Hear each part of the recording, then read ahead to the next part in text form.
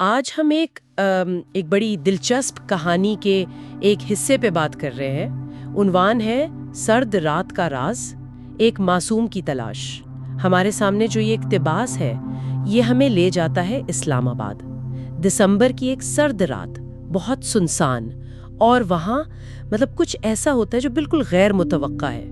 مقصد یہ ہے کہ ذرا دیکھیں کہ اس شروع کے حصے میں کیا راز ہیں، کردار کیا سوچ رہے ہیں۔ جی بالکل، اور یہ آغاز ہی بڑا آپ کہیں ڈرامائی ہے۔ ایک نیا شادی شدہ جوڑا ہے، حمزہ اور نور۔ وہ بظاہر ہنی مون پر ہیں اور انہیں سڑک کنارے ایک بچہ مل جاتا ہے، لاوارث۔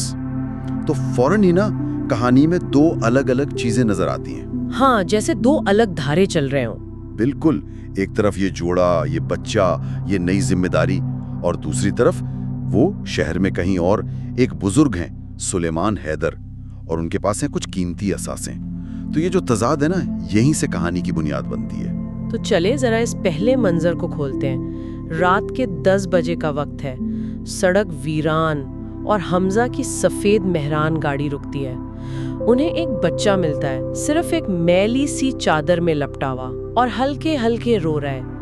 یہ صرف بچہ ملنے کی بات نہیں، یہ ماحول، یہ وقت، یہ سب مل کے اسے فوراً پرسرار بنا دیتا ہے۔ بالکل، اور یہیں سے ان کرداروں کے لیے ایک فوری، آپ کہہ لیں، اخلاقی کشمکش شروع ہوتی ہے۔ وہ سفر میں ہیں، شاید جلدی میں بھی ہیں، لیکن نور جو ہے وہ فوراً بچے کے لیے شدید ہمدردی محسوس کرتی ہے۔ اس کا یہ کہنا کہ اسے یہاں چھوڑنا گناہ ہوگا، یہ اس کے کردار کے بارے میں بہت کچھ بتاتا ہے۔ ہاں، اور حمزہ وہ تھوڑا ہچکچاتا ہے، جو سمجھ بھی آتا ہے۔ ایک غیر متوقع ذمہ داری آ گئی ہے، وہ بھی سفر کے دوران۔ جی بالکل، قابل فہم ہے۔ لیکن پھر نور کا وہ جملہ کہ یہ بچہ فی الحال ان پر امانت ہے، یہ لفظ امانت بہت اہم ہے۔ مجھے بھی یہی لگا۔ یہ صرف ذمہ داری نہیں ہے، یہ اسے ایک مقدس حیثیت دے رہا ہے، چاہے عارضی ہی صحیح۔ کیا یہ صرف اس لمحے کی ہمدردی ہے، یا اس لفظ میں کوئی گہرا مطلب ہے جو آگے کھلے گا؟ یہ بہت دلچسپ نکتہ ہے۔ امانت کا لفظ اسے وقتی طور پر ایک خاص تقدس دے دیتا ہے۔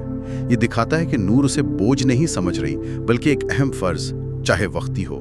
اور پھر کہانی بتاتی ہے کہ وہ بچہ 2 دن ان کے ساتھ رہا، ایک ننھا مہمان۔ یہ 2 دن کا قیام بھی اہم ہے، یہ مستقل حل نہیں ہے، بس ایک وقفہ ہے۔ بالکل، اور جیسے ہی ہم اس ننھے مہمان، اس امانت کے خیال کے عادی ہونے لگتے ہیں کہانی کا رخ بدل جاتا ہے۔ ہمیں ملوایا جاتا ہے سلیمان حیدر سے۔ جی، سلیمان حیدر، ایک بوڑھا شخص جس نے اپنی پوری زندگی قیمتی پتھروں اور نایاب ہیروں کی تلاش میں لگا دی۔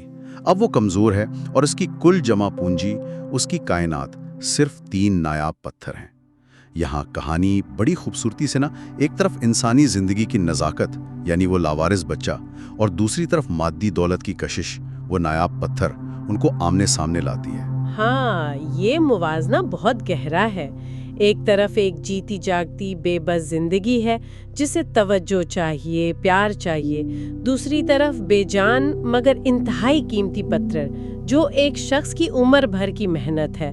اور پھر متن میں صاف صاف اشارہ دیا جاتا ہے، تجسس بڑھایا جاتا ہے، کہا جاتا ہے انہیں کیا خبر تھی کہ ایک ننھے بچے کی کہانی اور ان کے قیمتی پتھروں کا راز بہت جلد ایک دوسرے سے جڑنے والا ہے۔ یہ جملہ تو بس قاری کو پکڑ لیتا ہے۔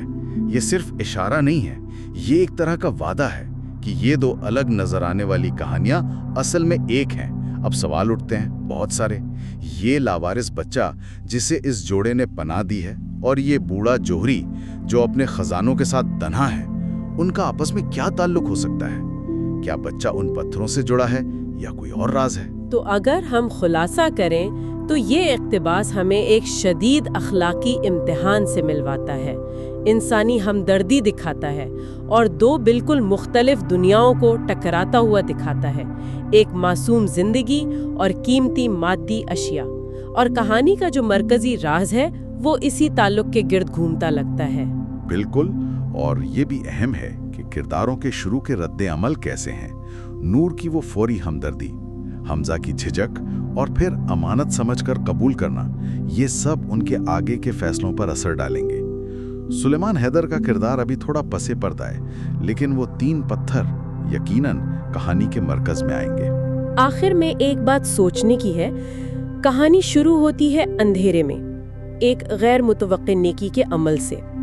زندگی میں اکثر ایسا ہوتا ہے نا کہ غیر متوقع ذمہ داریاں یا واقعات ایک بھیس بدل کر آتے ہیں۔ تو کیا یہ ممکن ہے کہ اس بچے کی شکل میں جو امانت آئی ہے اور سلیمان حیدر کے جو خزانے ہیں، ان کے درمیان جو پوشیدہ تعلق ہے، وہ بھی کسی ایسی ہی غیر متوقع قدر یا سچائی کی طرف اشارہ کر رہا ہو جسے ان کرداروں کو خود ڈھونڈنا پڑے گا؟